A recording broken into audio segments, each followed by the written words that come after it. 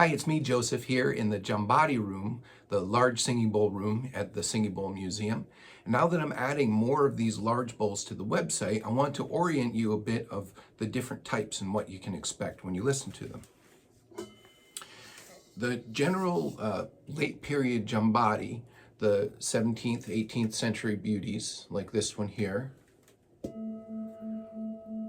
tend to be the best all-around large bowls. They're a very refined shape, really nice, finely shaped rim, not too big, not too small. And the examples in my collection are the best that I ever found in 25 years. So there were a lot of these bowls made in the late period 16th to 19th century. And most of the examples that I have are around the 17th century, which are really the most finely crafted ever made.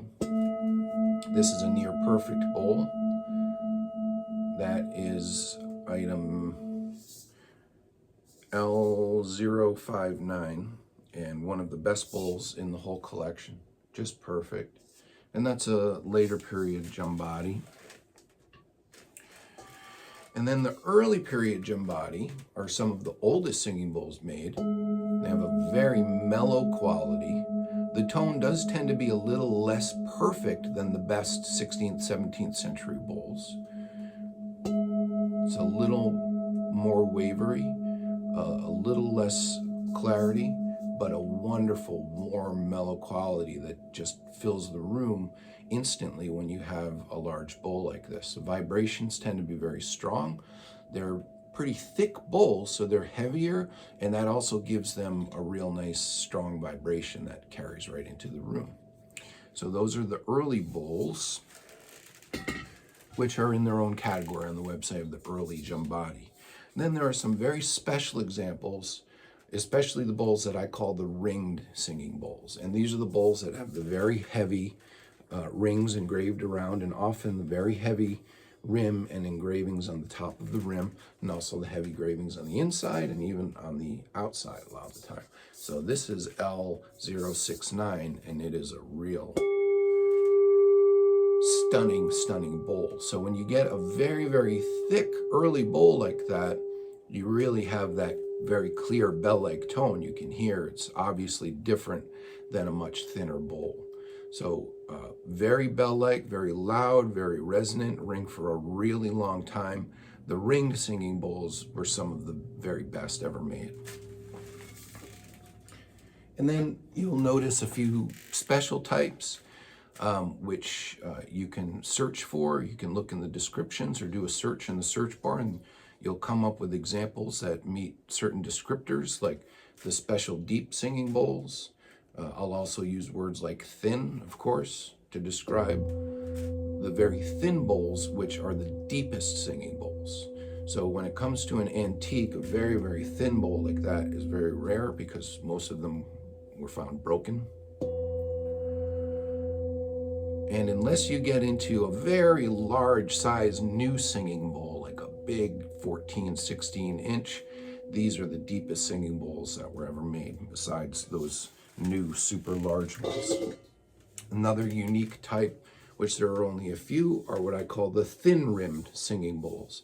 And these would be like a special deep bowl. They're rather thin construction. They were made around the 17th century. And they did something very unique, which is they left it thin, but did a half fold at the rim. So they didn't fold it all the way over and hammer it into the side of the bowl, but just left it kind of floating there. And it produces a really unique, kind of more hollow sound because of the way that they shaped the rim. The way the rim is shaped, if you read my materials and see my videos, that has a lot to do with singing bowl manufacturing, and the whole history of singing bowls is wrapped up with how they shaped the rim or didn't shape the rim in the case of the deep bowls that have no rim. So that's it in a nutshell. When you're looking at the bowls, you're looking at how old it is. The earlier period bowls, you can count on to have a very, very warm, mellow quality that really envelops the room and everyone in it. The late period singing bowls of mine, you can see that they are extremely finely crafted. They're all in wonderful condition, have great antique qualities, which I put in the descriptions. I actually spend a lot of time describing each bowl as well as photographing and recording them. So if you click into any one, you'll find out what makes it unique. If you're making a set, the small jumbati will go great with the larger size. If you're graduating your sizes up, these are 8 and 9 inch bowls, and they will go great with 10 and 11 inch bowls to get you a wider range of tones. So if you have a similar bowl to this, but in a larger size, you can have something that sounds very resonant and beautiful with it. I bet I could find an example right away.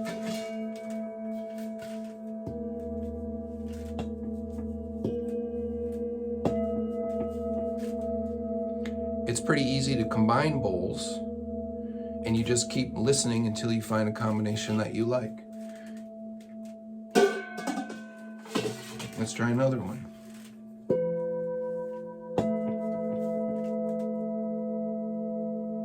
Beautiful.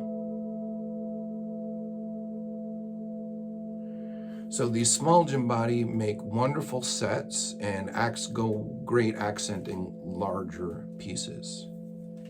Enjoy.